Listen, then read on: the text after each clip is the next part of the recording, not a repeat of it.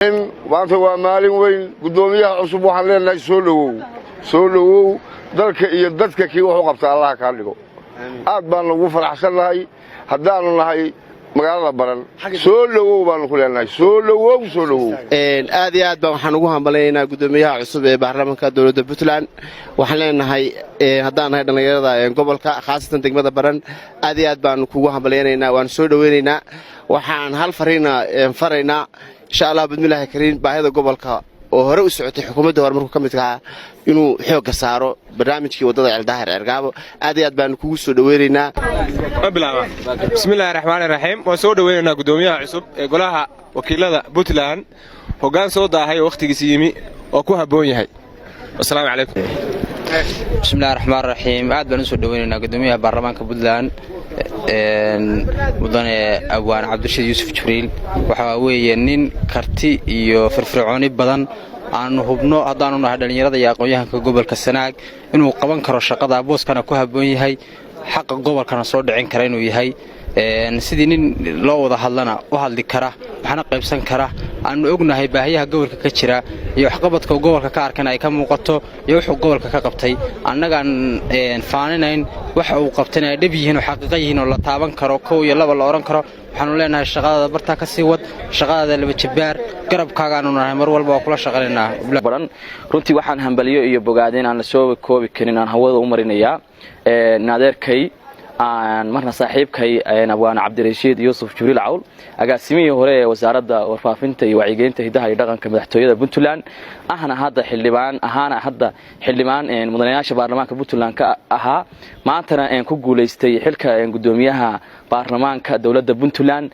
runtii waa aad iyo aad baan ugu faraxsanahay inuu runtii saaxiibkay halkaas jagada uu ku guuleysto waxaan soo oran karaa runtii waa u qalmi karaa wuxuu leeyahay aqoon iyo mataqaanaa waayo aragnimo uu runtii ku maamuli karo dadka heer Puntland iyo dhammaan ummadda Soomaaliyeed waxaan leeyahay hambaliyo mar koowaad iyo mar labaad iyo saddexaadba runtii waxaan rajaynayaa inuu mataqaanaa horumarka iyo wada shaqaynta gobolkan uu aad uga shaqayn doono sida aad la socoteen hadda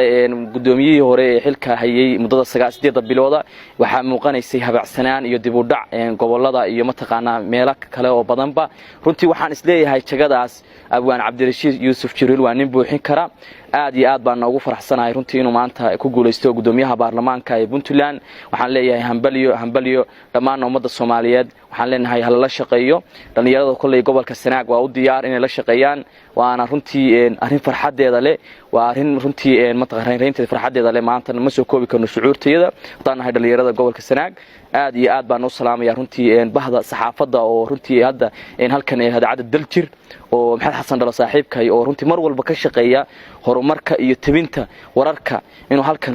ka tabiyo oo aad iyo aad baan ugu faraxsanahay runtii hadaacada daljir waa bogaadinaya waana mahadsantiin salaamu calaykum wa rahmatullahi wa barakaatuh waxa weeyaan aad baa u salaamantihiin qoladina saxaafadda aad iyo aad baan ugu faraxsanahay gudoomiyaha cusub oo la doortay